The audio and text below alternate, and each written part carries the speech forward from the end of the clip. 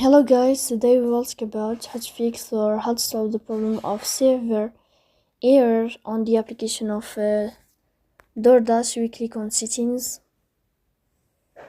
In this page you can click on apps, default apps, app settings. On above you can search about DoorDash and you will enter. Here you can click on first stop and you can click OK.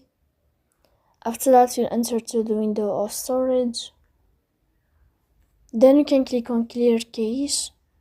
Don't click clear data because that can cause you errors, so you can delete your account. In the end you can turn off your phone and you can turn on your phone again to fix that problem. So please don't forget to support us by like and subscribe. See you next time in another video, and thank you for your attention and your watching.